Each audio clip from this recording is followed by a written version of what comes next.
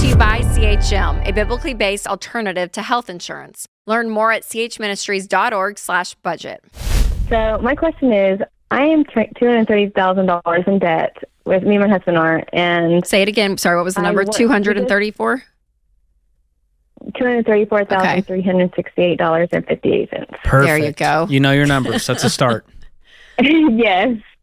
I follow the Every Dollar app, and I go see my family twice a year in Texas. And I feel guilty if I do because I'm trying to pay off my debt, but I feel guilty if I don't because my kids want to see my family. So I'm trying to figure out how to get out of that guilt thing. We put a lot towards our debt every month. We put between $2,000 to $5,000 towards it every month. That's great. My husband makes a decent amount.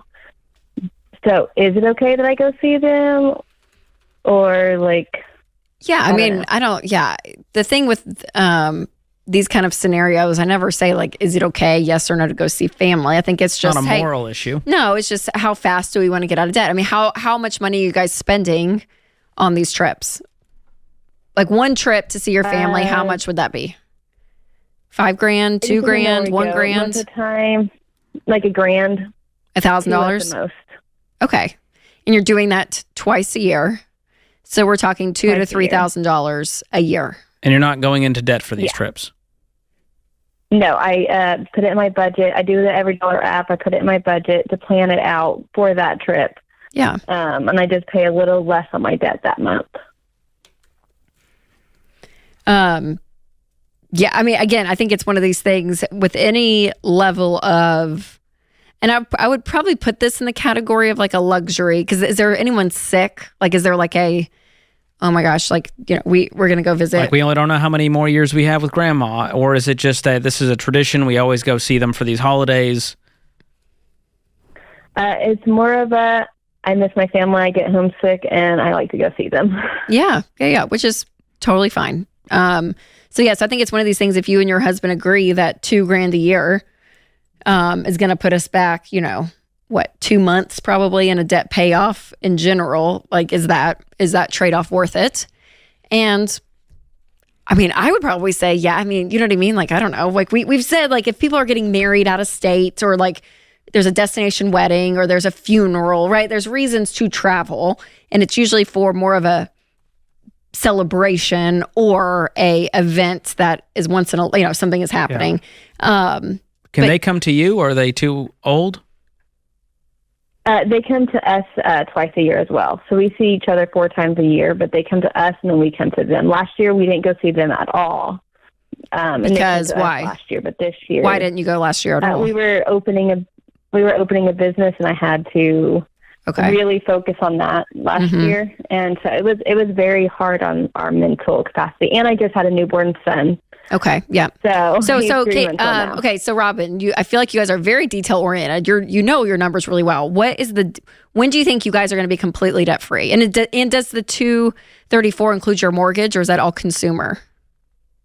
That is all consumer. I also have a mortgage of $430,000. Okay. And how much are you guys making a year? So my husband makes between $15,000 and $20,000 a month. Okay. About Why can you only put $2,000 a month towards your debt? Now I'm mad. No, she said 5,000. 2 to 5,000. She said 5,000. Yeah, but he's making 20. Why do you guys have $15,000 of expenses every month? Well, we have a pretty high mortgage, and then my son is in school, which that is about to change. So that number will go up. That number's going to go down because he's about to be in pre-K. How much is the mortgage a month? $3,500 a month. Okay. And how much is the school a month? $1,500 a month. Okay. So there's $10,000 left, Robin. At least. Where is that? And $5,000 we'll say is going to the debt. So they're living on $5,000. Yeah, George isn't happy. Robin, George is not happy. That's just the It's going to take you guys 6 years to get out of debt. Do you hear that? It's going to take you 5 or 6 years at this rate. That's at the minimum. So I calculated everything to the minimum, and then anything extra goes straight towards the debt. Like this month, we put $7,000 towards our debt. Okay. Okay, that's good. Okay, so then they're living on $3,000. But can I do the math for you? I try to. Average debt payoff for someone following the steps with gazelle intensity is 18 to 24 months. Now, you guys have a lot of consumer debt, so that's just the average. So you guys might lean to 2.5 years, 3 years, but that still means you need to be putting $7 to $10,000 per month consistently towards this debt to knock it out in 2 to 3 years. And I want that to be like come hell or high water, where you're putting $7 to $10,000 a month. Do you understand? That is our plan, yes. But during the summer months, my husband doesn't get as much extra work, so he works 2 full-time jobs, and then he's a wedding photographer, and he does a bunch of side gigs and makes him a lot of money. But during the summer, that slows down, so I lowered the amount that we put towards the debt, because we are making the minimum of $15,000 at that point. Okay. But do you see what I'm saying? I want you to have a fire, and right now I feel like you guys are fairly comfortable. The way you're talking and the lifestyle, I want you to cut this down to nothing. You can still do the trip. The trip is not what's causing this. I think there's a lot of other leaks happening as well, and that's where this budget will reveal it to you very quickly. Hey, we made $20,000 this month. Where did it all go? But you're doing the every dollar budget, right? Yes. So you're seeing a lot of it recently has been going to the business. Okay, and what's the business business? profitable? So we're just now starting to make break even. Okay, what's the trajectory? Is this thing going to be making money in the next 2 months? It's a franchise, and I'm hoping it will, but we are currently breaking even. How much of this debt is tied to the business? None of that. None of it. We have... How much of it is cars? This is only $40,000. Only? I don't know what part of town you grew up in, but that's a lot of debt. It's a lot, but we have really good interest rates. We pay $500 per car, and you're so lucky. Rachel Cruz is here to be good cop. Robin, I'm just telling you right now. Call me back when you're serious and you actually want to get out of this mess, not when you want to tell me you have a great interest rate on your debt. I mean, you guys make $250,000 a year. Do you understand how insane this is? Yes, I do. That is why I am. How much is that? Hey, Robin, how much could you get for the car right now? If you Kelly Blue booked it, what do you think? Have you Kelly Blue booked it? Probably not. I have, actually. For my car, I would get about 10, and I owe 20 on it. For my husband's car, I would get about 20, and he owes 21 on it. Wait, hold on. The $40,000 car. Say that again. You would only get 20 for it? For my car, I would get about 10 on my car. And you owe $40,000 on it? $20,000. Oh, okay. I hear you. Okay. There's 2 cars. Hear you. For 20 each. Hear you. Okay, so 10 for yours, and then what would he? And 20 for his. And 20 for his. 21 on his. Okay. So the way, you could look at this is the $40,000, which you'd have to put 10 because you're underwater 10. But that's $30,000, which, George, to your math of what you're saying, would be, the way she's going at $5,000 a month, you would save 6 months by just selling the cars. You could save 6 months of being in debt. So let's do that, Robin. And that would show, George, that you are serious. I need some skin in the game. Robin, if y'all sold these cars then I'd know in you're the serious. next 10 days, then you're serious. Okay? That would be like, yes, we are scorched earth. We are doing anything and everything to get out of debt. And that would be the move to make. That's saving 6 months of your time of being in debt. It's just from cars. So that has to be your mindset. That's what, George, how you feeling? You okay over there? I'm doing better. You okay? Still a little breathe, heated. George, breathe.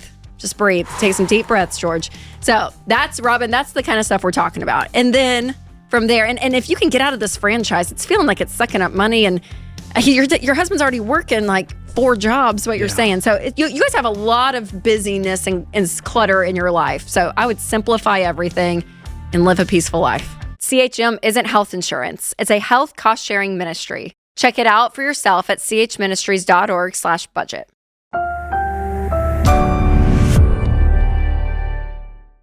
This clip has popped up, and it has to do with money. And so I thought I'd play it for you and get your reaction to it and talk about it. I can't wait. You ready? Yes. Let's see what he has to say. People always say, money doesn't make you happy, but it makes me very happy. I mean, I like to have money. I don't think it makes you happy. Look, it takes money's good in that if you have some, it can take away a lot of stress that a lot of people have that don't. Yeah. I mean, I'm happy to say that my rent's going to be paid. My kids are going to eat. Not everyone can say that. After that, you know, you look at certain things you need, you look at certain things that are luxuries. I wouldn't say it buys you happiness, though. It can buy you access to things you may want. And then, like anybody, you also keep an eye on those things you want, because more options don't always make you happier. That's good. Dang, Matthew. The way he says everything is just so cool. Oh, it's just, I could listen to his voice all day long. He could have just said the ABCs, and I would have been like, that was brilliant. I think well that's done. so smart. But the content was rich. It's a great point. It's a great point. Because there's one side of the coin that everyone's like, money doesn't make you happy. It's not important. And as Zig Ziglar, which this next generation has no clue who Zig Ziglar is. Zig Ziglar, motivational speaker, in idol. the 80s.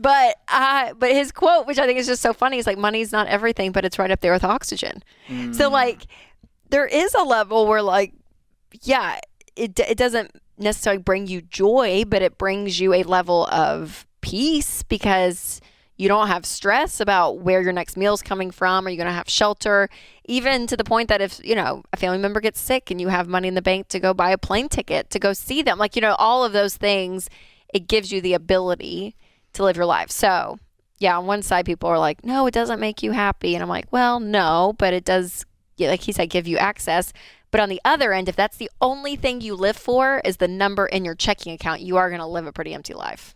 Yes, I think chasing happiness through stuff is never going to end well, because we know that money and happiness, there's not always a correlation. There's folks in third world countries who have way more joy than most Americans do. That's right. And they don't have a lot of stuff, but they still have joy, which is the end result, I would hope, of happiness, which is longer lasting. It's not this fleeting thing of like, we went on vacation and it made us happy, and then we came back home and we were still miserable. Right. Because you go with you.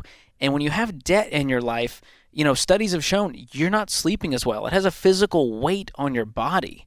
And so I think that's kind of what's holding people back, is if you're broke and in debt, it's going to be harder to be happy. Yep. That's the correlation. Yes. There's going to be more stress, more anxiety naturally, versus, yes, if you're debt free and have an emergency fund, you have money in the bank. That money is not correlating to, I have that dollar amount, so I'm automatically have a better life. It's, I have the ability to use it as a tool to better my life if or when I need it. Yes. And our research team, we've done this state of personal finance study now for almost 2 years. And this is over 1,000 people, so it's statistically significant. We use a third party to do this. And here's some things that we found. Over 100 million Americans now say they're struggling or in crisis with their finances. So that's about 1 out of 3 people. Yep. 50% of Americans say finances have had a negative impact on their fiancés. That's interesting. And because of stress brought on by money, 41% of Americans report crying at least once in the last 3 months. That's a lot of stress. That's literally a sad stat. That breaks my heart to hear that. And lastly, 41% have experienced a panic attack because of money at some point in their life. Yep. So it has an effect on you. And that's what's crazy is, again, it's not just the financial effect. It's everything else. It's the emotional, the mental, the spiritual. I mean, there's so much that money affects in our lives. So it's not just numbers. And that's the one thing about math or about money that we talk about a lot on the show. It's not just about math. So you can argue interest rates and getting a loan and using, instead of paying it off, use that money to invest in the market. You'll make a better return. It's smarter to do. I mean, you can do math all day long, but that does not correlate to your mental, your spiritual, your physical health. I mean, all of that. And that money plays a role in all of that. Oh, yeah. And a lot of people that watch these videos, Rachel, they always come from like celebrities who have a ton of money. Yeah, and they're always like, hey, guys, I just want to let you know money doesn't buy you happiness. And they're like, easy for you to say, dude. I know. Totally. I would like to experience that. Yes. I want to have a lot of money so I can say that money doesn't matter. Right. And so I understand where they're coming from. There's this angst about it of like, you don't get to tell me that kind of thing. But there's so much truth in what Matthew McConaughey was saying. And what he really was pointing to is what we've been teaching for 30 years, which is financial peace. Yep. It's contentment with what you have. And that is what it's all about. And we teach, yes, build wealth and give, and that's great. But the end goal is not just that money's going to make you happy, so you should go get you some. Yep. The goal is get out of debt, have money in the bank so that you have peace and margin in your life to focus on what really matters. That's right. Which is your health, your career, your family, and yes, some of the stuff that money can buy. We want you to have nice stuff Don't misunderstand. It's great to do that when you do it the right way. That's with right. Intentionality. Yeah, and money is just a tool. It's a tool to create a life that you love, right? And so that's part of what it's for. And it's not the end all be all in life, but you can use it to have access, like what he's saying, to have options, all of it. So, man, Matthew, just bringing the thunder, Matthew. Well done. We love it. Such a deep thinker. He is. I respect that about him. MM. Is that what you call him? Is that what he... Matthew McConaughey. When he was on your show, was he like, Rachel, you can call me MM. Call me Eminem. Call me Maddie. He wasn't on my show, Rachel. We should get him on Smart Money Happy Hour to talk about this. That would be great. Matthew McConaughey, if you're listening, I assume that you're a big fan. I know we were in your top Spotify podcast.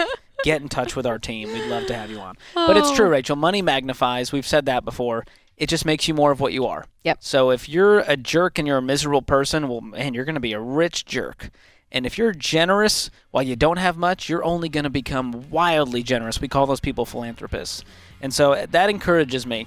Yes. And it can be different for you. If you're listening and you're feeling that stress, you're one of those people who has cried, who's had the panic attack, who's felt that lump in your throat, the knot in your stomach, you can have what we call financial peace. But it starts with deciding that enough is enough. We're going to make some changes in our life, do whatever it takes, draw the line in the sand to change our family tree and do something different.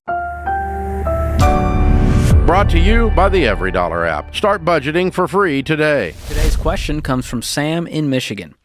Uncle Dave, I'm 37, married with no kids yet.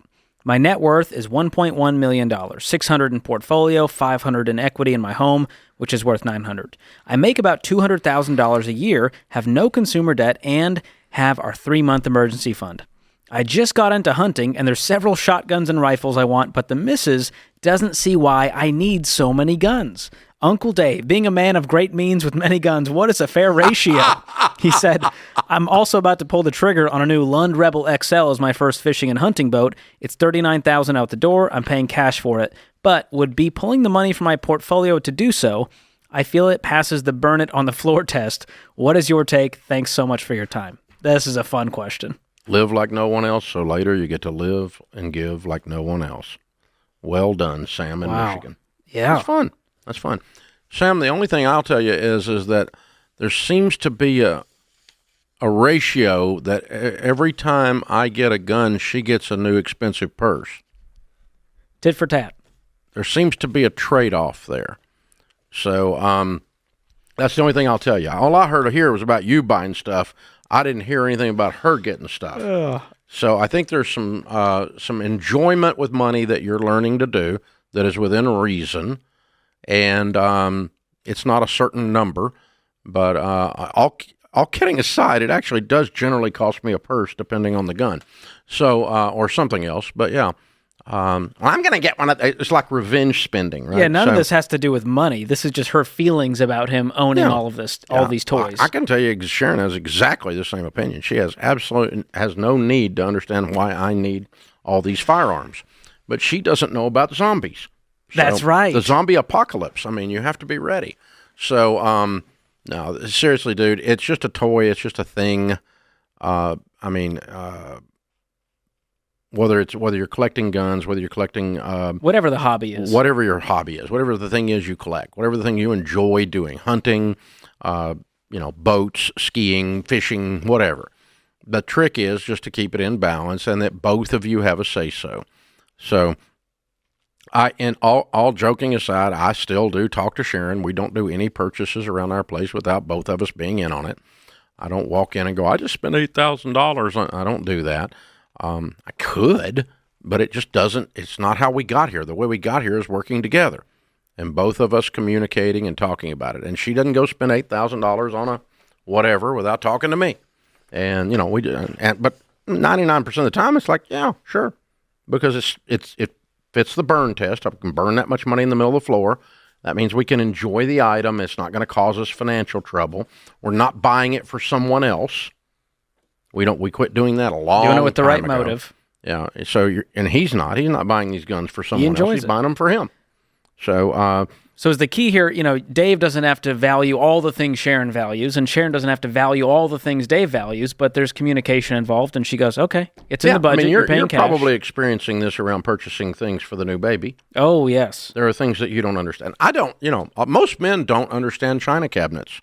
I still don't. We don't understand china that we don't use, and we don't understand an expensive cabinet to put it in. We None just of use this paper makes plates. sense to us. If it was up to me, we just use paper plates. Yeah. Just throw them See, out. there you go. And if it was up to her, he'd have a BB gun. That's right. So there you go. So, I mean, it's just, there's some things like you don't have to understand everything to see that your spouse gets joy from it and that it is a reasonable purchase within the thing. Now, where we do run into trouble is when someone buys a boat and puts it on payments. They got $60,000 in credit card debt and they want to buy an $8,000 shotgun. Now that's childish. That adds financial stress to the family. Yeah, that's versus the joy. opposite of what we're talking about. He's got $1 million net worth. He's 37 years old. So he can afford a shotgun or she can afford a nice purse or whatever the thing is that you're worried about there. The trick is when you get out of control with it. So you're just trying to do that. And I'm kidding around. I'm being snarky about it, but it's really no joke. There are things that I buy that Sharon agrees to, but has no understanding why I want them at all. And the same with her. I'm like, you want to do, what? I mean, she took a trip with a bunch of girls this summer. And I'm like, really? There? You want to go there? But I'm not going, so what do I care? She wanted to go. It's her experience. Let her have it. So that's the thing. So just hold things with an open hand. But The biggest glaring thing I see in this, Sam, is not whether you can afford to do it, is that you didn't mention a single thing that she gets to do while you're doing all these things. And you really do have to have somewhat of a balance. It's not tit for tat exactly, like $4,622 I get. She gets to spend on a $39,000 purse. It could happen, but yeah. So there you go. I mean, that you don't have to understand everything. She doesn't have to understand everything. Can we do it and it doesn't affect our family negatively? And do we still have room in the budget to invest? Do we still have room in the budget to give? If this goes sideways, have I caused myself a problem? And none of that's here. No. Do you see it? No. I mean, it looks good on paper. It's more the relational issue. Yeah, you just left out that. I get called Uncle Dave twice in the email. I like that. That's pretty cool. It's better than Grandpa Dave, right? Papa Dave. That's nice. Yeah, that's what the grandkids call me. Reserved for the grandkids. That's not insulting. Not for 37-year-old men. Well, there you go. You get uncle for that. There you go. Yeah, I'll go with that. Create your free every dollar budget today, the simplest way to budget for your life.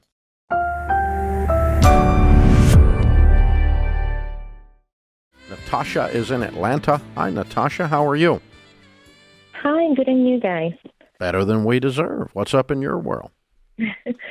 Well, my world has been upside down for the last 7 years. Me and my husband hasn't been very good managing money.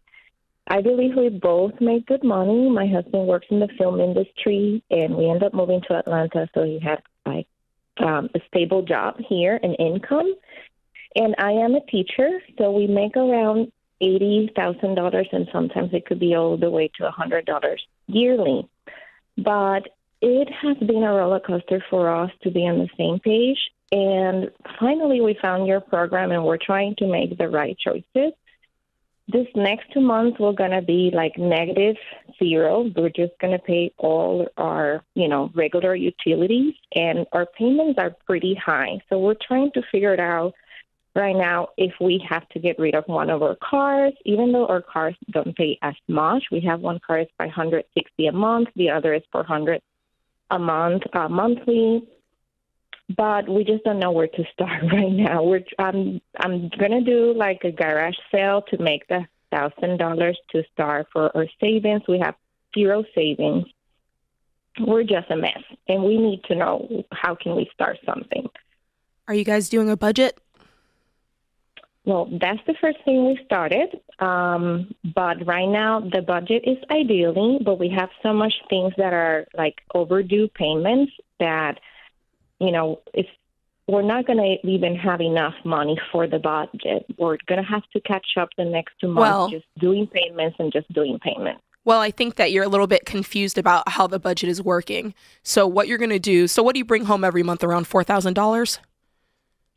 I bring 2,800, and my husband brings 6,000. Oh, 6,000. Oh, okay, great. So you're going to plug that into your budget. How do you do your budget now? Is it a spreadsheet? What are you using to create your budget every month? I just have it's not really a spreadsheet. It's just, a chart that I created. And we have $8,000 for $100 as income. Okay. 8,400. And our out goal is 8,180.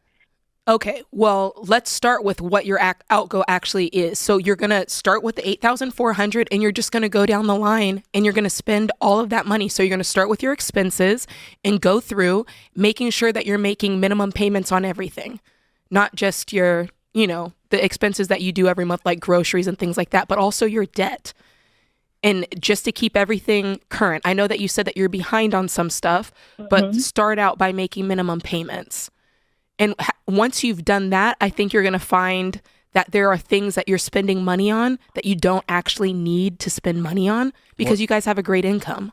What kind of debt do you have on? Well, we have the 2 car loans. Okay, and car number 1 that you owe $400 a month on. What's the balance on it? Okay, that is 25. Okay. I mean, 21. The one that's 160. What's the balance on it? No, it's 405. 60. So the 560 is 25,000, and the 400 is 12,000. Okay, all right. And what are your other debts? The student loans. How much? Around $20,000. Okay. What else? We also have medical bills, and they are already affected our credit scores. And how much? I don't know the number for that. I think it's roughly around $15,000. And you're paying monthly on these? We're not. Okay, not. so you're not paying anything on it. You're not paying anything on that at all. Okay. What else? Well, that's it. Like, I don't. What's even your house know payment? We paid. We don't own. We rent. What's your rent? 2,000 a month. 2,000 a month. Okay. Yeah. All right. What are you behind on? Right now, we own 3 months of the car, and we also laid 1 month on rent. Okay. So what that tells me is that you all are out of control on your spending because you have enough to pay these bills. I don't even know where you're getting to 8,400. I can't get there. You're not paying anything on these medical. You got 2,000 plus you got food, lights, and water, and then you got 1,060 in, or no, you got 960 in credit card debt or in car payments. Student loans on hold with Biden. Yeah. You're not paying anything on it. You're not working a budget. I think you're just guessing at the numbers every month. And if you're not on a budget, you guys are spending like crazy, and then you're not prioritizing the things that you actually need to spend you or on. him? This is what has been happening. Like, I try for us to stick on a budget. Who's the spender, you or him? I think both. I think we're both very bad spending. Mm-hmm. And why does it say on my screen you're considering a divorce? Yeah. Why does it say on my screen you're considering a divorce? You haven't brought that up in our conversation. I did. Sometimes the only escape that I feel I have from the situation is, only well, that would be if it's his fault. responsibility. But you didn't just now say it was his fault. You said it was both your fault. But it's hard for both of us to be on the same page. It's just hard. Why? Like, for now, I explained him that we need to close our personal accounts, and one of the things that you guys recommend is for both to have one account together. And he's like, okay, we can open one account, but we will still keep separate accounts at the same time. I feel he doesn't trust. Separate accounts aren't your problem. Your problem is you spend like you're in Congress. Somewhere between the two of you. I'm sorry, what did you say last? I said you spend out of control. No number of accounts will stop that. Having a singular account's not going to fix that. Getting rid of him's not going to fix it if you're the problem.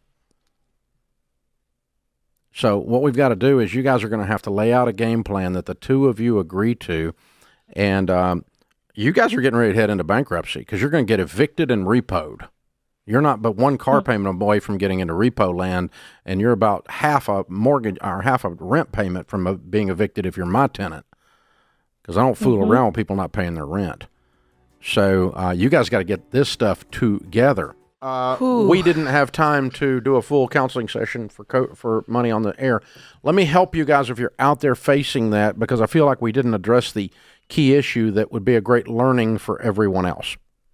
If you are behind on your payments, behind on your bills, how do you do a budget? Okay. Well, the first thing you do is you have to force rank prioritize. You have to prioritize your dollars. And that means we're going to take care of what we used to learn, and they no longer teach it in the 8th grade, called civics, the difference in necessities and luxuries. 98% of what everybody spends money on in America is a freaking luxury. So let me help you with what an actual necessity is. Food. There's one. No, eating out is not a necessity. Some of you people, all you know how to make is reservations. And you got to work on that, okay? So food at home, cheap, that you bought at the grocery store with a coupon. Food is a necessity. Utilities, lights and water, so you have heat and cool. Utilities is number 2. Cable is not a utility. Cable is not a utility. Thank you. Hulu is not on your list. Oh, Netflix is not a necessity, Tiger King. Let me help you, okay? I just had to put that out there. Just helping you with your little increase there to $12.95. Okay. I've got it all, but I'm not broke, okay? So I got Hulu and Netflix. So I'll just give them a little ad there, but they're not a necessity. You can live without them. Promise you. Now, once you've gotten food and utilities, we're bellies full and we're warm. Number 3 is shelter. So you take care of your place to live so you're not homeless. You pay your rent. Now, almost everyone can scratch around and make enough money to buy their food, keep their electricity current if they're first, second, and third, and keep your rent paid. Right. The only way you get behind on rent, which our last caller was, is if you are completely discombobulated, screwed up, and you're spending crazy money on something else. You'd have to be. It's the only way. Because otherwise you go, okay, I'm going to go out to eat, but I'm going to get evicted. That's called insanity. I mean, stupid, right? Yeah. We're going on this trip, but we're going to get evicted.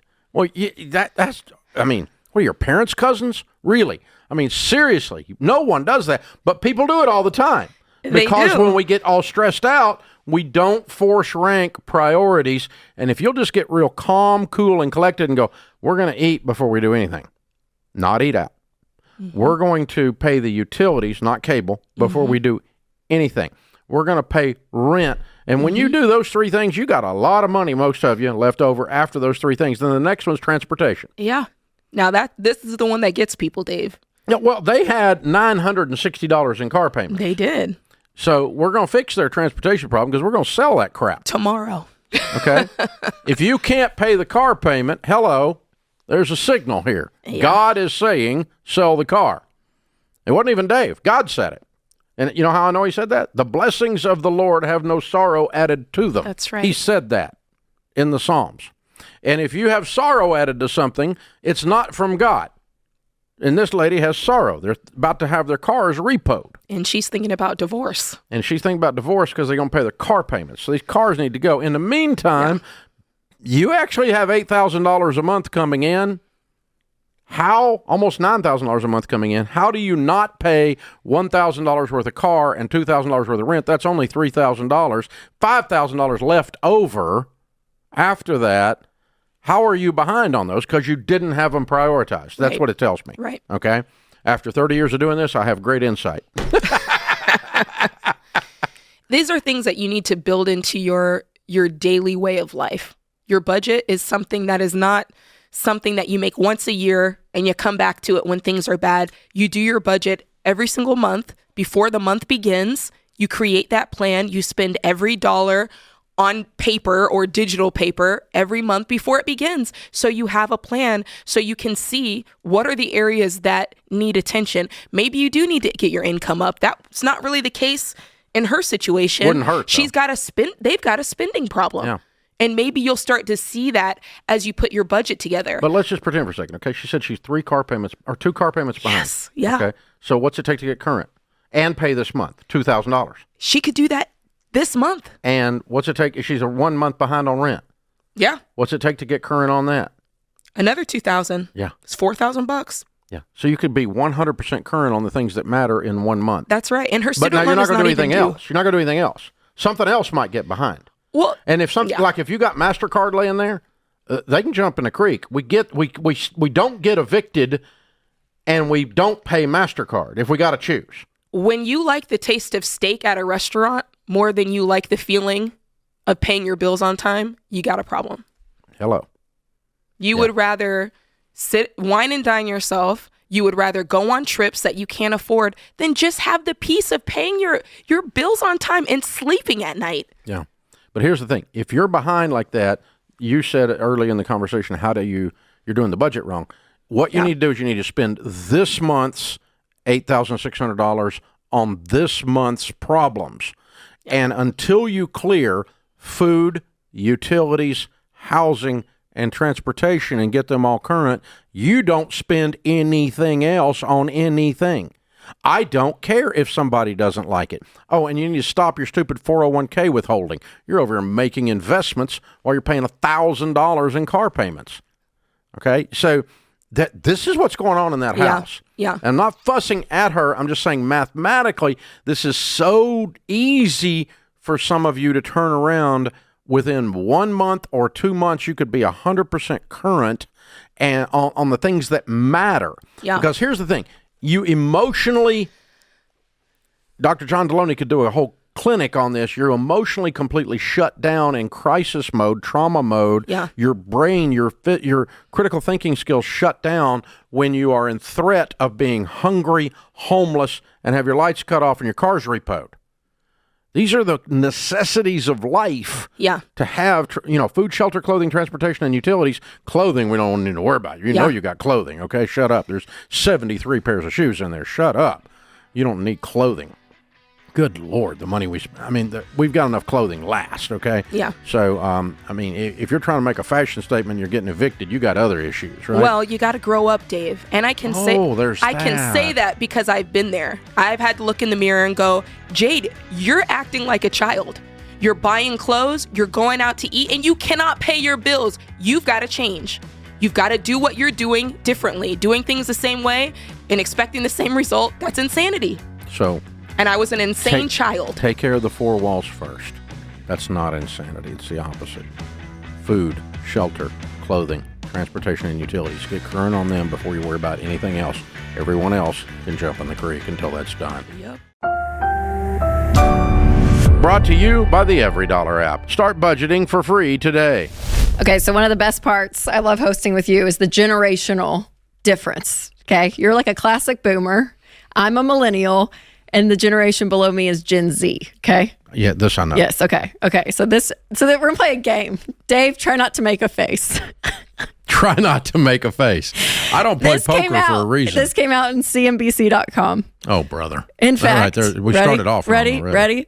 1 in 4 Gen Z taxpayers say that they need a therapist now to deal with the stress of tax filing season.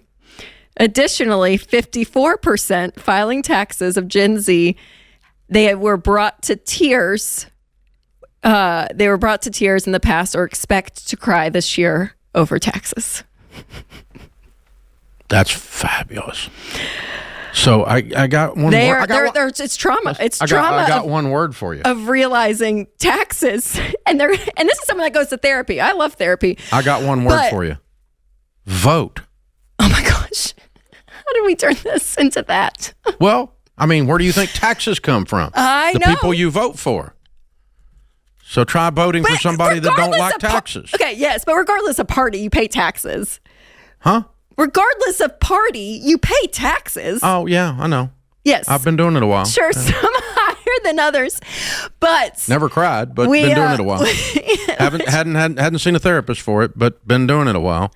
anyways, we read that in the content meeting right before the show, and I just thought, like, oh no, we're crying. Oh no! I mean, the bar, you guys, it's so low. Like so low for what you cry about. Like the next generation, though. Like seriously, if you just go to work, and they do suck. Taxes are not fun.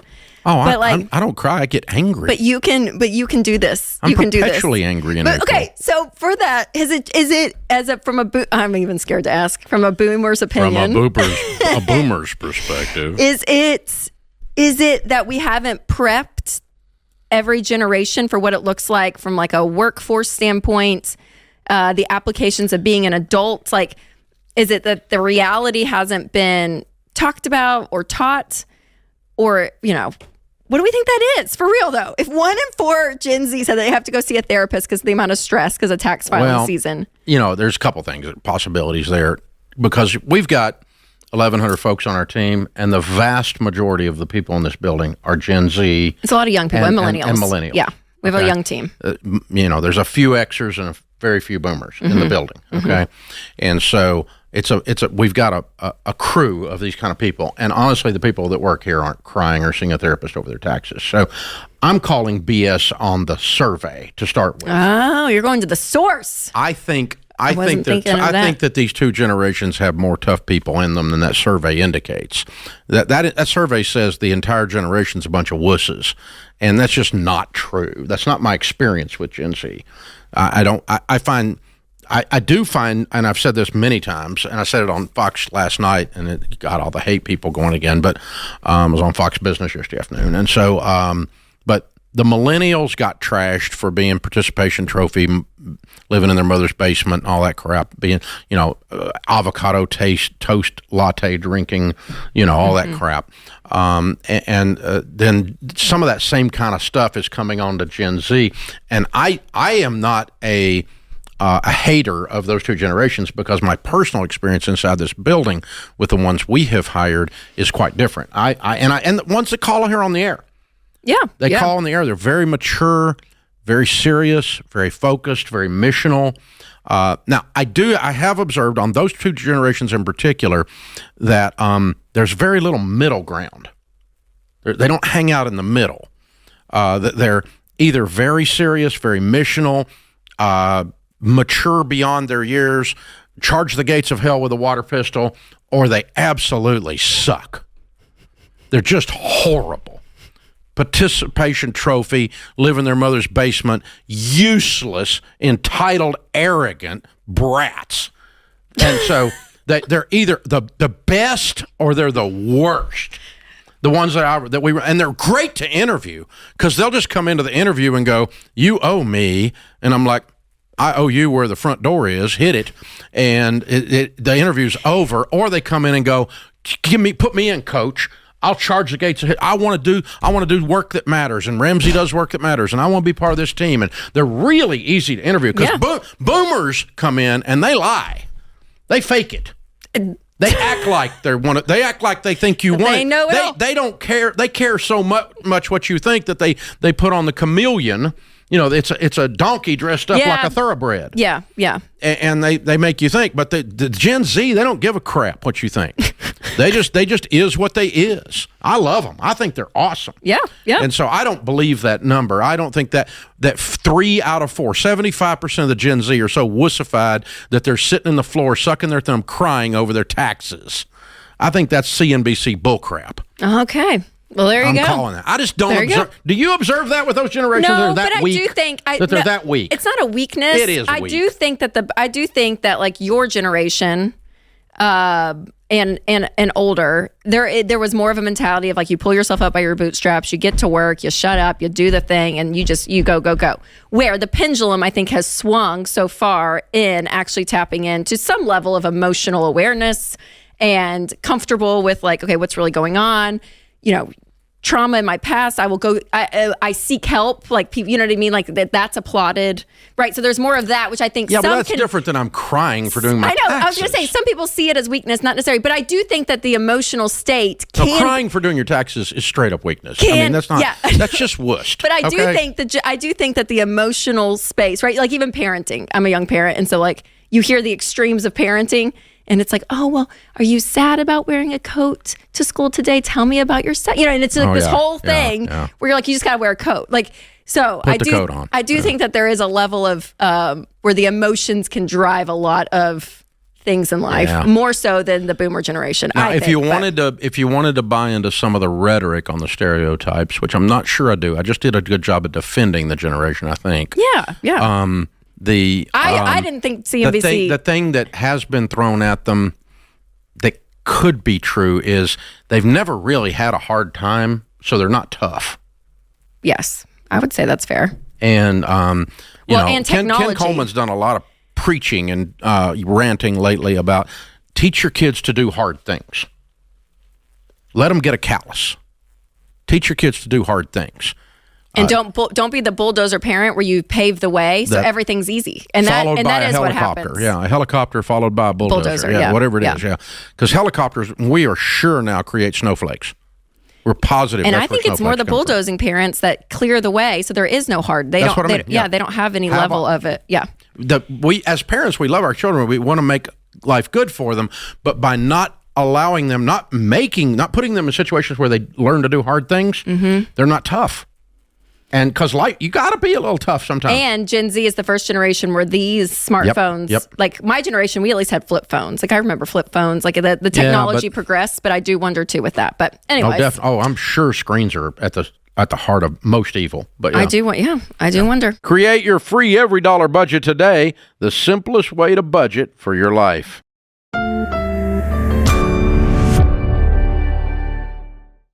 Delta just announced a brilliant plan to take a bite out of this $100 billion industry. It's straight out of Apple's playbook. Analysts have said they expect that this summer will be the biggest travel season ever. Big deal for the airlines, which have struggled over the past 2 years with the COVID-19 pandemic.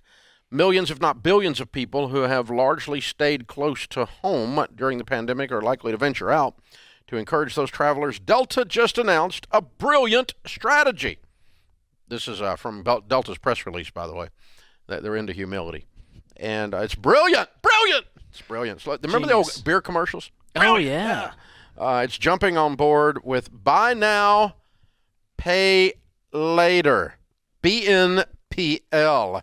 Over the past years, the buy now, pay later industry has exploded alongside the surge in online shopping. The idea is that a shopper can spread out payments, usually over 3 to 6 months. The buy now, pay later, representing $100 billion in 2020. And Delta wants a piece of this. Actually, I think it's appropriate, George, because with Delta, you usually buy now and fly later. I love that. That's perfect. Delta is Greek for we ain't really going. Oh, my goodness. And it's ridiculous. And so now they're going to go ahead and just get in the finance business, and you're financing your airline ticket. You did a whole segment on the fine print on this buy now, pay later. We did, which is it's an old thing with a digital twist. Yeah, I mean you remember layaway back in the day, but now layaway didn't have interest. You had to actually pay to get the product. Now you get it right now, instant gratification. We don't have the patience. We want to just microwave everything, have it right now, and that's what this is. You talk to people that got really stuck in this. They're buying little items, but a lot of them. Yeah, and it's like it's a $30 item, and you got 3 payments of $9.99 or something. My God, it's are you insane. that broke? I was just looking at the tweets today of just people talking about these companies, and they're talking about it's $33 and I have the money, but I'm going to do the Afterpay. I'm going to do Klarna. I want to do it in $7 payments for the next 4 months, and you can add more and more to that. Yeah, and well, you talk to people that really got like credit card debt or something. They really got into a mess with it. Yeah, Lululemon. That was we talked to one girl who spent $10,000 with buy now, pay later on Lululemon gear. Got to have it. And so the mentality of this What it says is, I want it now, and I refuse to wait and save up and pay for it when I can afford it. And we're seeing the Klarna and Afterpay, all these companies, they're bragging to retailers saying, hey, if you use our product, if you use this service, the customers will spend 45% more on average. The airlines have been completely buttholes to their customers over masks and vaccines, and now they want to play nice. Now they want to go, yeah, you don't even have to pay. It's like, yeah, we know what you're up to here, boys and girls. Well, they literally say in the article, you might even spend more than you otherwise would, which is the biggest benefit to any merchant that decides to let customers pay over time. Even if you're not collecting interest, if you make more sales for larger amounts, that's a huge win. So you tell me who's winning here, the customers? No. It's the buy now, pay later companies. It's Delta, not you. See, I thought Rooms There They Went was the only place that you did, nothing down for 90 days. Nothing down for 90 days, right? No payments for 90 days. Zero interest for 90 days. 90 days, same as cash. Now we have your freaking airline ticket. It's insane. Dave, you're going to love this part. It's a sign the world is truly coming to an end. Well, for a lot of reasons. This is it, though. This is the one that broke the camel's back right here. Well, no pun intended, with a camel sitting right here. But here's the thing, Dave. It says, in order to take advantage of this new option, you have to use one of Delta's co-branded American Express cards.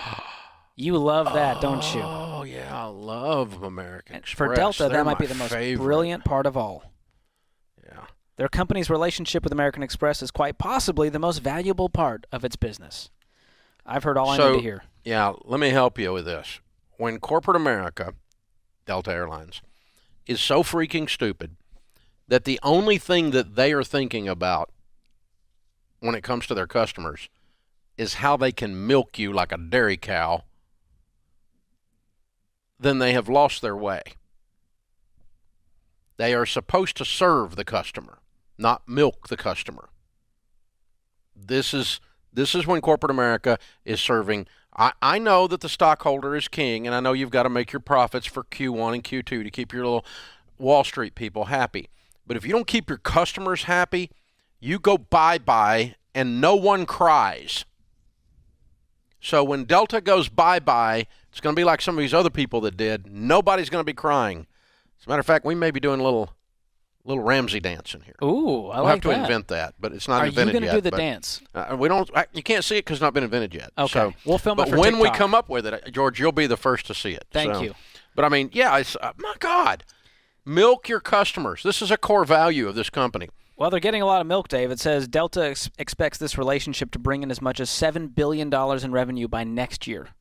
$7 billion. Takes your breath away. And they're not even a good airline. No. I mean, this on top of all of that, just insult pisses to you off. injury. I mean, it's just when I see Delta come through and it shows up on my email as a ticket, I'm just always going, oh God. I mean, how many people do you do business with that when you see them come across and you're getting ready to interact with them, you sigh and groan? I have that feeling. And that's what this is. Yeah. So, and now it's even worse. So, yeah, guys, you brought this on yourselves, and as long as you keep screwing your customers, we're going to keep talking about you, and it ain't going to be nice. So we'll just keep it up. And don't fall for this stuff, guys. Guys, Save really. up. Pay for this. You can afford a plane ticket. Listen, you don't have to wait sit for your Skyline little butt miles. at home if you don't have the money to fly. Come on. This is serious. Well, I need vacation. Shut up. Stay at home. If you don't have the money, stay at home. Dave, that hurts people's feelings. I when you know, say it like but I'm that. concerned about people's feelings. I've always been concerned That is about true. people's feelings. It's a big thing with me. So, no, I want you to have a good life. I don't give a crap about your feelings. I want you to win. I want you to retire a baby steps millionaire. I want you to be able to leave an inheritance to your children's children, not Delta's children. That means I can't do my Instagram post from Cabo, Dave. What? If I can't travel to Cabo, I can't do the Instagram post. I didn't say you couldn't travel. I said you couldn't travel unless you couldn't afford it. Okay. I'm riding Air Dave. Yeah, That's an airline that'll I'm never just saying, screw you. I might be posting from Cabo any minute. It could happen at any moment, but I can freaking afford to get down there, and I'm not having to finance my airline ticket. Even worse, wait on your Skyline miles from your accrued credit card rewards to afford to go somewhere. That's an even worse plan. This is like putting three stupid things together. American Express. Airline miles, pay now. Four stupid things. Okay. Airline miles, buy now, pay later. American Express, and flying Delta. These are 4 stupid things, And they you all put walk them into together. a bar. Yeah, it's like, oh my gosh, this is like a lot of reasons to not do this. And I really don't see any reasons on the plus side here, because they're going to treat you like cattle when you get on there and hit you with a taser if you don't wear your mask just to suit the little... They charge you for breathing now, too. That's an extra charge. Breathing? Yeah. Yeah, breathing. Well, that'll increase revenue. Yeah. That breathing thing, More that's breathing? popular. Leg room, Yeah, carry-ons, you name it. They'll get you. leg room. Yeah, that's one you struggle with. That's true. That's one of the many benefits of being as small as I am. Plenty of leg room. I stretch out, Dave. You don't have to have that issue. Yeah, that is a benefit. It really is. Thanks for letting me see the silver lining there. Well, I mean, That's what you're here for. It saved you some money, George. You didn't That's have to true. buy that extra expensive seat. Oh, So yeah, good times. and I'm short. I'm not as short as you, but I'm short. And I don't have the leg room thing either. It's not an issue for me. I have a belly issue. Sometimes that tray comes down. It's a problem, you know. But you don't have that issue. No. So see, everybody's got something they got to carry. Thank you for that reminder. So, there you go. All right. We took it full circle. I don't know where the circle ended, but it's full. I hope this circle doesn't go unbroken. Oh my gosh. Delta's not going to reach out for the sponsorship now. You Dave. don't think Hate to break it to you don't think it's going to be the Ramsey Show Delta studio from the Delta Studios? It would be hilarious, but I don't No, see that in our future. I don't think that's happening. I don't think American Express is signing up either. And I guess I'll just have to live with that. Yeah. You know. You'll be all right. This is the Ramsey Show. All right, Jenny is with us. Jenny's in Charlotte, North Carolina. Hi, Jenny. How are you? Hi, great, Dave. What an honor to speak with you. You too. What's up? Quick background and then my question for you. I'm a stay-at-home mom to a new baby, and my husband makes about $105,000 a year. And he is a CPA. He's the nerd of our family. He's a very cautious vendor, and so he diagnoses himself with a disease called analysis paralysis that I've heard you use before. Yeah. So really long time to make a decision, sometimes never making a decision on a big topic. Rewind 7 years ago, in his previous marriage, he had made some money mistakes. He ended up short selling his home, which we're assuming has dinged his credit pretty badly. But fast forward to now, the last few years, we've been really aggressively saving. We have our emergency fund. We have enough of a down payment to put down about 30% on a 15-year fixed, which we're really excited about. And I think I made a really huge mistake today. I received a call from a collector, and it was on behalf of my little baby's physician. And I must have been flustered because they told me I had an outstanding bill of $25. And so instead of calling my husband to ask what I should do, I just paid the debt via my debit card. And when I called my husband to tell him about it, he's just upset now and feeling really defeated that, pause, I forgot the important part, which is we've also started the baby steps in getting our first home, which is finding a realtor that's a high-octane realtor. And also we did the very basic preliminary pre-approval check, for a loan, which we were denied for. We're assuming because of the short sale in the past, but we also think if we did an in-depth pre-approval check that we would be approved. Mm-hmm. And so now my husband's feeling really defeated that me just even engaging with this collector, because he thinks the collector lied, he paid that bill about 2 weeks ago, that this is going to be another red flag for us. Is this true? Did I kind of screw things up here? Is there anything I can do? No, the fact that you paid it didn't screw things up. You may have lost the $25 because it's already been paid. You may not get it back, but that's not the end of the world. But you didn't confirm it was in collections. It was already in collections. And it sounds like the bill was not that late, and it was only $25. And this was your doctor? It was the hospital where I gave birth. Okay. And how long had it been ago? Well, my daughter was born August 5th. So did they never send you a bill? Did they not send you a bill? We must have gotten it lost in the shuffle. I take blame for that. Do you have a lot of bills that are lost in the shuffle? Are you that disorganized? No. Like I said, my husband's a CPA. He's the one that takes care of all the finances. He does a great job. So could this be just a false? Could this have even, It could have been a lie. It shouldn't have been turned over to collections at this early date. They should have just mailed you a time or two. I mean, you should have gotten 2 or 3 bills in the mail long before they send it to collections. I mean, once a month since August, you should have gotten a bill. How do all those fall through the cracks? So, I mean, it's the hospital's fault because, I mean, they're the ones that are being incompetent, and then they turn it over to collections. So, yeah, the fact that they turn it over to collections, regardless of how you paid the bill, is what got you. It's going to ding you, but that's not because you paid them over the phone. It was already there. Is there a way can I call the hospital and kind of run the scenario through, or could they not? Yeah, you see if you can run it down and get them to withdraw the fact that they turned it over to collections, maybe before they report it to the credit bureau, has gone into collections. Mm-hmm. If you can keep them from reporting it to the credit bureau, and I would chew their butts. Okay. Because this is kind of absurd. Mm-hmm. That you turn, A, a $25 bill over to collections, and B, you never let me know, or maybe let me know once, or what? I mean, I never saw a single piece of mail from you people. And it didn't like I moved, you know? So, I mean, is this how you run your business over there? You know, so, because it's going to ding your credit if they turn it over to the credit bureau as an account gone to collections. Yes, that harms your credit. Number of accounts in collections, certainly. Paid or unpaid.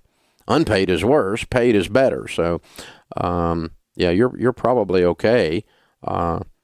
You know, but I'm going to run this to ground and make sure that every bill that's over there is paid, and that these idiots aren't turning this stuff over to the credit bureau, because it is going to affect your ability to move forward on the house.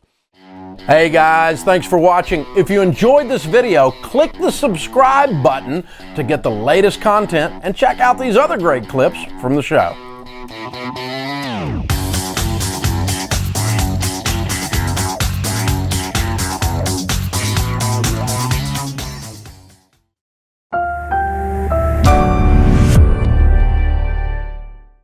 David is in Montgomery, Alabama.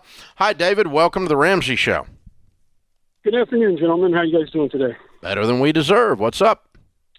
Fantastic. So I'm looking into long-term care insurance for my wife. She's 55. Actually, we're both 55. So we probably need to wait another 5 years, as usually recommends 60. Yes, but sir. Understanding that, my question is, when do I consider her self-insured? As I think we're kind of on the cut line for considering ourselves self-insured or needing long-term care. Yeah. Well, self-insured always means you can take the hit for the expense without disrupting the whole plan. Okay? So let's kind of walk that through. The average nursing home stay in America is 2.5 years. Typically, the typical scenario is 75% of the ladies outlive their husbands. And so the typical scenario is Papa goes into the nursing home, burns through $300,000, and if that was the entire nest egg, he cracks and scrambles the nest egg, and scrambled eggs, and dies and leaves Mama with nothing. Okay? So we obviously don't want that. So if your entire net worth is $300,000, you can't do that. You have to have good long-term care insurance. If your entire net worth is $10 million, you can write a $300,000 check and not blink.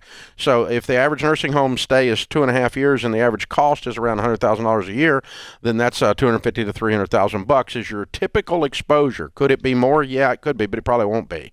And you could do in-home care even cheaper than that and maybe get better quality care depending on the type of issue that you're dealing with in terms of caring for the individual. So all that to say, if you can take a $300,000 hit and the person that's left keep rolling, then you're okay. So if you got $1 million and they're left with 700, are you okay? Yeah, probably. Yeah, okay, that makes sense. Yeah, probably. Sure. So what's your net worth? 900.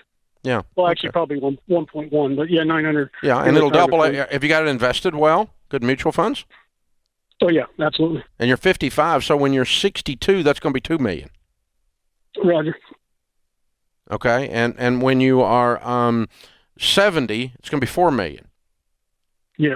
So between 60 and 70, between 60 years and 70 years, you're going to have between $2 and $5 million, $2 and $8 million. You're self-insured. You're fine, as long as you set the investments up where you can access them, and then you do. Okay, but be ready to write the check emotionally and say, that's why I've worked my whole life, is so I can take care of my sweetie. Yep, makes sense. Oh no, I'll be long dead before that happens. So she'll be writing the check herself. Same here, man. Long dead.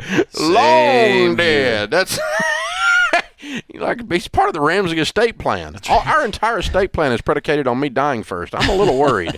I'm a little worried Sharon has a plan here. I'm just saying. We're the same freaking age. Actually, she's 3 or 4 months older than me. You should probably not say that out loud ever again. Well, that's okay. I mean, we've been married 40 years. We'll get through it. But oh my gosh. I mean, geez. Hey, is there Why do I have to die first? I don't. It's just because I'd be useless without her. That's right. Yeah. Hey, if looking at life at the total net worth package, is there any sort of ratio that we should be careful of when it comes to how much of our home makes up our net worth? Well, in that case, because you have to sell your house. With that discussion, you'd have to. If you said, okay, I have $1 million net worth and 900,000 of it's my home. Right. You can't pay for the nursing home. Right. Without selling the house. Yep. So yeah, that's a problem.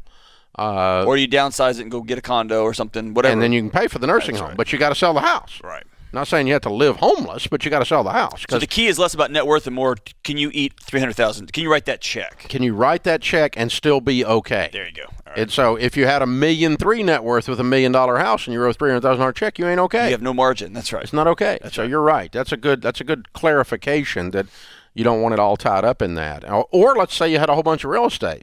And that was your whole net worth. We'll plan on selling a couple of those rentals. Sell some houses. That's right. You're gonna pop one of those rentals to be able to pay for the thing, and that's just part of it. Yeah. And so, we pray the real estate market's hot when this happens. That's right. So lack of liquidity, but being able to access mutual funds out of a retirement plan that's after 59 and a half, maturity, you're certainly okay if that's where they are. So not a problem at all. Brought to you by the EveryDollar app. Start budgeting for free today. I got an email from the Social Security Department with my yearly statement. Okay. So I thought, all right, I'm a young buck, but I'll open this up. Let me see what's inside this bad boy. Uh-huh. And it was pretty interesting to see how much money the government thinks I will be given when I'm the ripe age of 62 or 70. And I wanted to break this down because we get this question frequently on the show. People are asking, hey, when should I take Social Security? Will it even be there for me? Note on that part, there's actually a spot in the document where they know that people are concerned about this. So hey, we want to give you confidence in your future and retirement. So click this PDF to show how we'll be there for you. Well, here was the rousing confidence booster. We know that at least until 2034, the money will be there. Yeah. And I was like, okay, 2034. That's 10 years from now. So 10 years from now, they're not going to have 100% of the funding to keep Social Security going. And we know this. And they encourage me by saying, hey, listen, even if nothing changes, we'll still be able to pay 80% of each benefit due. Because that's fair. Because I paid into this thing for my whole life for them to then discount it. But keep in mind that the benefit was only at a portion of your... Exactly. So they're giving you 80% of what was only a 40% benefit to begin with. So we're at $2.83 trillion in the trust funds as it stands today. And so that's why I encourage people, especially the younger generations, do not rely on this. This is icing on the cake. And I talked about this in my new book, Breaking Free from Broke, Jade. Can I tell you what I wrote? Hit me. Research from the Fed reveals 26% of non-retired Americans have $0 in any kind of retirement account. Ooh. That's 1 in 4 non-retired people. This is not great. And in research from Ramsey Solutions, 48% have less than 10 grand saved in retirement. So that's going to get you about, 3 months into retirement if you're lucky. So then people are going, well, Jade, at least I'll have Social Security. Well, we just showed you how that's not going to be enough to get by. Here's the real numbers. The average monthly benefit in 2023 from Social Security was around $1,700 a month. Try living on that, and you'll see why we call it social insecurity. That's approaching the poverty line. That's $1,700 a month. And by the way, that's the average, Jade. Some people get less than $900 a month. Wow. And here's the last stat. 52% of workers have never stopped to calculate how much money they'll even need in retirement. So half of them are just YOLOing and fingers crossed, head in the sand. Yet again, we'll let someone else worry about it. Yet again, assuming that the government will be there to handle them financially. Listen, I will tell anybody who will listen, you need to, if you want to be thriving You want to be thriving during retirement years, not just surviving and scratching by. And then there's the scam. I'm going to just call it a scam, George, where it's like, okay, if I take Social Security early at 62, I'm only going to get it this much. So I'm going to wait till I'm fully aged, where I can get the full benefit. But if you wait even longer, you get more money. This is what we need to talk about. Yes. And we do need to talk about it because I did the math for you. I just talked with I think it was CNBC. I was talking to them and I was saying, listen, if you don't have to, if you're going to work beyond 62, start taking Social Security. Your boy's going to take that money out the day it's available at 62. And invest it. George, give him the math. Okay, I crunched the numbers for you because I'm a nerd and I needed the numbers. So at age 62, if I took out my benefit and I started getting that every month and I invested that whole portion, let's just say into a taxable brokerage account, not even in a retirement account, and let's assume 10% rate of return. Okay. From age 62 to age 80, starting from $0 in this account, I would have $1.45 million. Wow. Just from extra money that I took immediately when I could take it, right? Yes. Now, if I wait till 70, of course, people go, well, George, you're going to have, a lot more money coming in from Social Security every month. Right. Yeah, but I also lost out on 8 years of compound growth. So even investing the larger amount for 10 years from age 70 to age 80, at age 80, I now have $921,000 in that account. Listen. So that's a difference. Get this. Because I took Social Security as soon as I could and invested it instead of waiting till 70, it's a difference of over $500,000. Guys. To my net worth and to what I can pass on to my grandchildren. What I want to say, because George, you laid that out perfectly, but I know there's still people who feel this weird sense of fear about even considering that as an option. It's like, well, the government's giving me that money. It's for my retirement. I'm like, number one, the government's not giving you anything. That was your money that you paid in. And you're only getting a portion of it back. This is Let's not be a clear gift. about that. The government doesn't gift anything. It's just redistributing all of our money. Yeah, you're getting back your money. Way. You gave it to them and they invested it poorly at like a 2.2% return.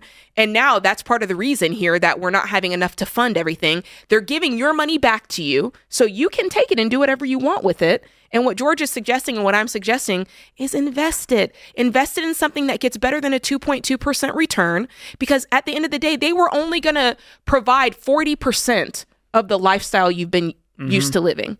And you can't rely after on this. After 2034, that 40% goes down 80%. That's this is not crazy. Okay. That's Y'all, critical. This is why it's called social insecurity. Get this camera on me right now. Here's the deal, America. Go fund yourself. I said it. Live on the Ramsey Show. Do not rely on the government to take care of you with this terrible plan, especially those that are younger, because it may not even be around. And if it is, it's going to be pennies compared to what your parents got and their pensions and all these wonderful ways they were able to just not save for retirement. Yeah. But it's going to be on us, Jade. And that's why we tell people, invest early. That's right. Get out of debt. Get the emergency fund. Get to investing. Compound interest is your best friend. And if you just do the simple thing, be the tortoise instead of the hare. That's right. Avoid the crypto and, well, my buddy said I need to get an annuity and a whole life insurance policy, and I saw this rapper on his TikTok video said this is what the wealthy do. Just invest in your 401k. I promise it's not a scam. 80% of the millionaires we studied said the 401k was the number one vehicle. Yeah. Your retirement employer plan. It is so boring, and yet it works when you just invest in over time. Mutual funds over time. The S&P 500, the overall stock market has returned 10 to 12%.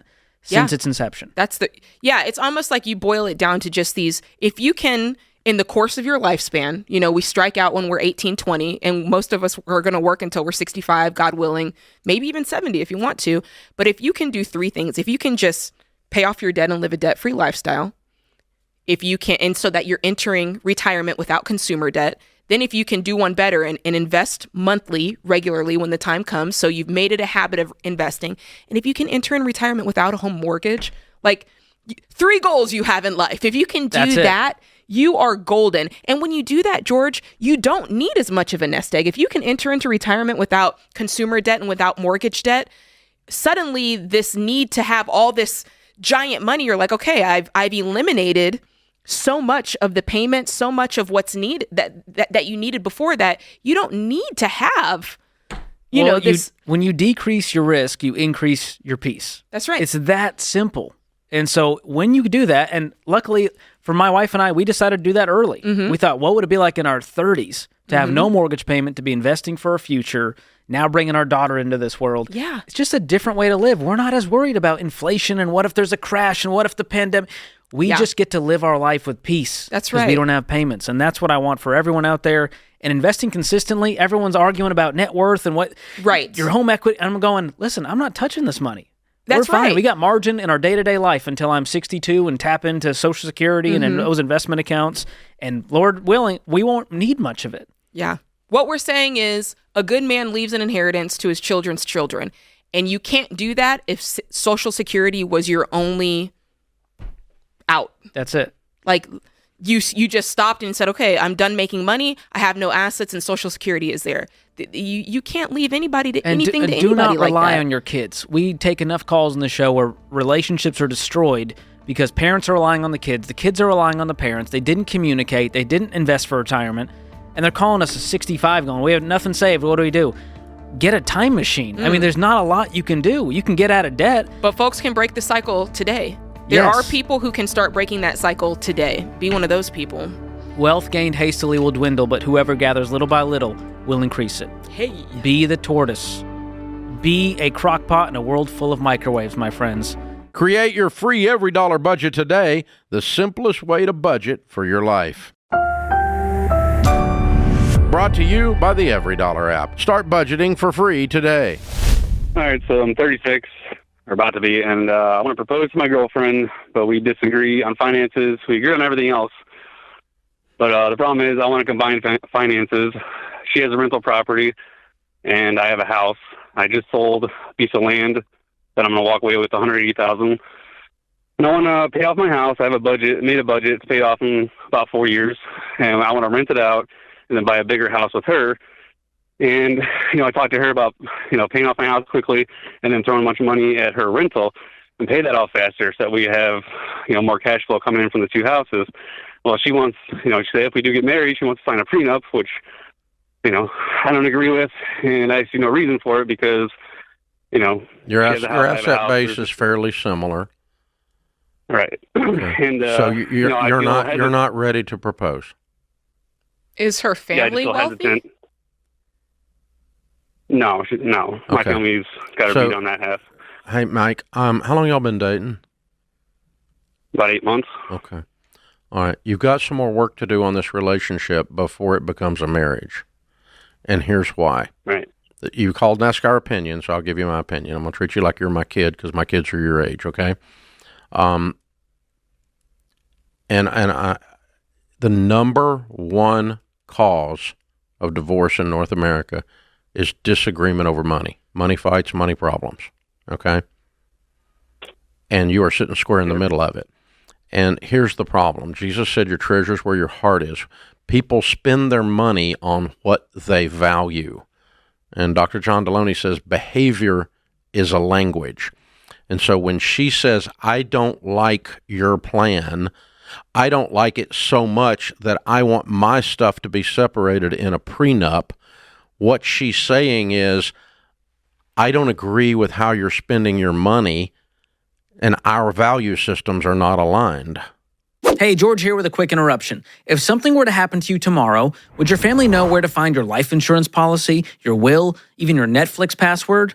Well, Knockbox solves that. It's a kit that organizes your financial accounts, estate plans, and everything your family would need all in one place. That way they don't have to hack into your laptop or locate some long-lost thumb drive. So leave them a legacy, not a scavenger hunt with Knockbox. Ramsey fans get the best discount available at knockbox.com/Ramsey. That's knockbox.com/Ramsey.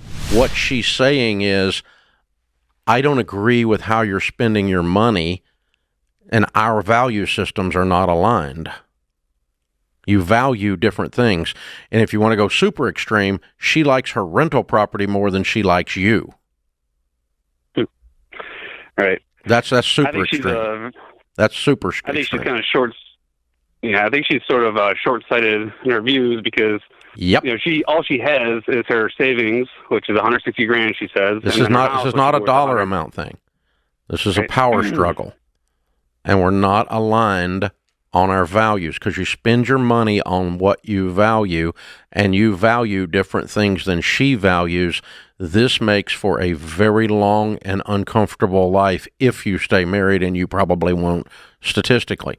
So you guys have got to continue to have this discussion until we can come to some kind of mediated agreement on what we're going to do with our lives, and that we like each other, we love each other more than this stuff. Mm-hmm. Yeah, because the response to conflict can't be, well, then I'm just going to take my stuff over here. I'm going to take my toys and go home.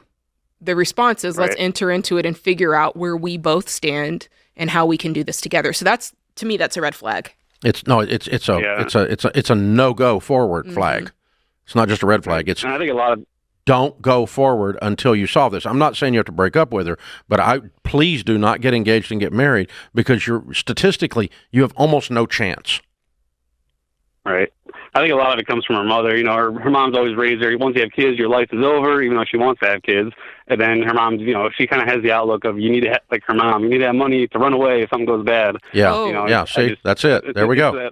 So we're already planning our exit, and we hadn't even gotten to the altar. Yeah, and she said she goes to therapy to work on all that because she doesn't agree with her mom and she doesn't like that outlook. But I think, you know, they always say the apple never falls far. Well, it hasn't yet. It hasn't yet. It can roll away over time. It can, but it hasn't yet. But so because she's functioning in exactly the same fears. As soon as you bumped into, we're going to be closely and completely knit together with with the restructuring of this situation after we get married. The thing you proposed was very interwoven. It violated this keep things separate so I can bolt thing, and she retreated to a prenup. And all of that it's not an issue of the prenup, it's not an issue of the real estate, it's an issue of how the relationship's going, and it says you're not aligned. There are 4 things that if you're aligned on them statistically, you will have a 90% probability of your marriage lasting. Money, in-laws, oh wait, mother's involved, okay, children, oh wait, we're already talking about that and possibly disagreed, okay, and oh wait, religion, that's the only one of the 4 we hadn't got to, and you've got to get some alignment on those things. So you guys have some work to do on the relationship. I would suggest some good pre-marriage counseling and see if you can begin to not only discuss where these fears and values come from, but which of them we're going to keep and which ones we're going to take forward into the marriage. It could be that you're a little uptight and spreadsheet dude, nerd dude, and you need to loosen up on that. That might be. I didn't hear that, but it could be. If you were going to fall on one side or the other, that's the side you would fall on, based on talking to you. Yeah, it sounded like that. But it didn't sound toxic. But I think you scared her. Well, I think it sounded to me like what she was dealing with was fear-based, and it wouldn't have mattered who the guy was. Oh, that's right. That idea of the proposal of the interwoven freaked her out. Yeah. And so it's not a discussion of the validity of prenups. It's a discussion of the proper way to do marriage relationships for statistical probability of success. Right. That's right. Hello. That's right. I mean, that sounds like no romantic at all, but there you go. So, because, I got, 43 years I'm in, you want the statistical probability of success. It's really, really good. Yeah. You want to be where I am. It's sweet. I got 8 grandbabies. I got 3 wonderful people have married my children that I love dearly. Yeah. I actually like them all. That's so weird. You know how weird that is? Weird. That means I raised children to pick well. Okay, and so the whole family actually got together Sunday night. We had a blast. Oh yeah, I saw some of the videos. Yeah, dunking them. Yeah, the whole bit. So that's not an accidental thing. Well, let me ask you this, because I don't want to put a broad blanket over it, but I kind of feel this way. Don't you feel like when you're dating, like when you're in that phase between dating, about to get engaged, don't you think it should be easy? It's been so long, I forgot. Like, I just feel like, I'm like, man, to have these level of disagreements and fights, like that always 36. just feels like, that's true, they're a little bit older. I was 22. Yeah, I was 22 We got married when I was 22. That's so true. I don't have anything to put that on. He's been single a long time. Yeah, standards are higher. You got 2 older singles. Yeah. They're more entrenched. That's true. That is very true. When you're 22, it's like, yeah, whatever. It's like, right. But, or at least it was for me. And for me too, now that I think back, I'm like, okay, that's why I said I don't want to make it a broad statement, but it's very important to be aligned on those four things. Mm-hmm. And if you combine that with a 6 month or so engagement period minimum, maximum of a year and a half, and you combine that with pre-marriage counseling, those 6 things combined will put you in the 90 percentile that you'll still be married 25 years later. Yeah, I believe it. And so living it. Pre-marriage counseling aligned on those 4 things and a reasonable length of engagement, not too long, not too short. And the data, that's all from research, folks. That's studying the actual divorce stats. 50% of the marriages end in divorce. Yeah, that includes all these people that should not have gotten married in the first place because they didn't do any of those things I just talked about. Right. And if they did them, they would have run away. That's right. Yeah. Run away. Like Jeff Foxworthy said, when I was a kid, we had a cat and it tore up Mama's curtains. Uh-huh. And the next day, that cat ran away. Oh yeah. So you run away. You go to the farm. You go to the train station. Yeah, you run away. You that's run. Funny. So I don't think that's where the stage that he's at. I don't think Mike's at that stage. No, he's got a lot of thinking to do. But he is at the, as the teenagers used to say, the define the relationship stage. Yeah, they got a lot of thinking and decisions to make. The DTR right now, and you're going to have to sit down probably with a good pre-marriage counselor and help you work through that. She's probably a keeper, but not yet. Create your free every dollar budget today, the simplest way to budget for your life.